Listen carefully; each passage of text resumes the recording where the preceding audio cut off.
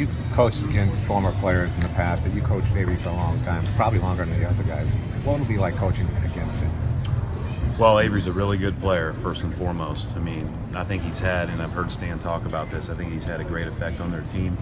I think what they're doing fits him well, and it's not a surprise that he's had such a great start to the season. And, you know, the first thing is obviously there's, you know, you're very thankful and appreciative of all that he did here. And then when you start preparing for him, you realize it was a lot more fun when you weren't preparing for him. He's a good player, and you know, deserves the applause that he'll get tonight. Have you spoke to him at all heading into tonight? I just saw him a couple of minutes ago. How was that? Good. How emotional do you think it will be for him coming back at this point? That would be a question for him. I mean, these guys, you know, he lived here for 7 years. He had a great impact on us, and you know, they certainly did a lot in the community. And so, each person kind of, I guess, handles that differently.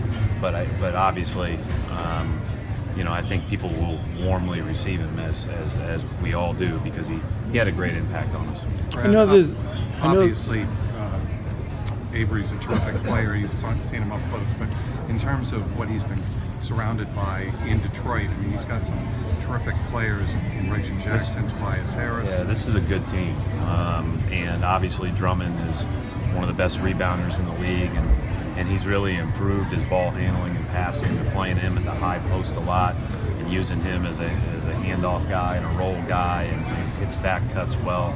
And then all of these skilled players around him. When you think about Avery, when you think about Reggie, when you think about Tobias, I think Stanley Johnson's really improved. I think Ish Smith can change the complexion of a game about as well as any second unit guard in the league. So this is a tough team to prepare for and play against. It's a really good basketball team. This will be a good test for us. Avery did so much to the culture of the locker room. Is there anything you do to build on that? I think the culture of your locker room is who's in your locker room now. And so, like, obviously you always want to emphasize the things that are really important to winning, and the things that really add value to all, you know, pulling together. But certainly every team's its own entity, and you can't really necessarily lean on the past as saying, okay, we're just going to have culture because we're the Celtics. Like, we're just going to have a good feel in our locker room because we're the Celtics. I think that's something you have to create every day. It's something everybody's got to be committed to, and each team's a little bit different in that. Certainly Avery, when he was here, added a lot to us in that regard. When you coached Avery, he guarded Kyrie at times. What kind of challenges will he present Kyrie tonight? Yeah, I mean, you know, it's great. He's one of the best on-the-ball defenders in the league. And so, you know, anybody that has to play against him or prepare to play against him knows they're going to have to earn everything.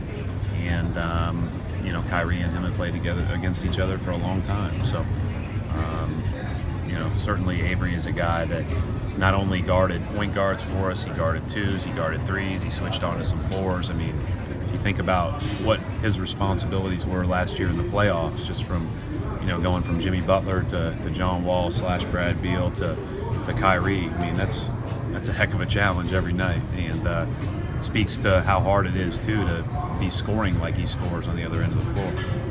Brother, when did you realize Jaylen Brown and Jason Tatum were going to be as ready as they have been? And was that something you prepared for from the start, or?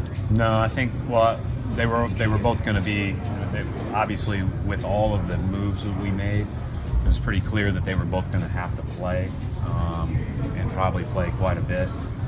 It was pretty evident in the first week of practice that this was pretty unique as far as two young guys being able to impact us in a good way. You never know how that's going to translate when the lights come on, but in the exhibition games you saw glimpses of it, especially that game where we sat all those guys and the young guys played against Philly. I thought that was a kind of one of those moments where you knew that those guys were probably ahead of their age and benefit from now having Kyrie and Al that draw all the attention on the court. But the one thing that I will say that we talked a lot about prior to the draft was, it was pretty enticing to have Jason Tatum paired next to Jaylen Brown. Like that seemed to make sense with their versatility, their length, and athleticism.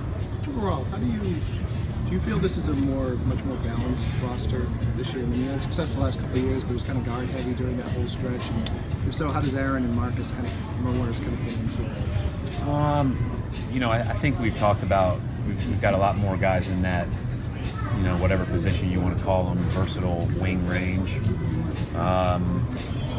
But you know, we've had a lot of depth here the last couple of years, and you know, we've counted on our bench to be really, really good, and they have been. So you know, you know, we're 19 games in. Last year we won 53 games, so it's hard for me to, you know, compare the teams just yet. Brad, how do you evaluate bench scoring? I mean, how do you, characterize it? How important is it to you or overall? Every team's a little bit different, but you need it. You need to be able to have guys that can come off the bench and make plays and come off the bench and you know what you're getting on a night in, night out basis. And we do have those guys. And the good news is at times for us thus far it's been different 8th and 9th guys in a lot of cases. I mean, Terry and Marcus are pretty set in when they're coming in and how they're going to impact us. But you know, we've been able to have other guys step up at different times. Thanks. Thank you.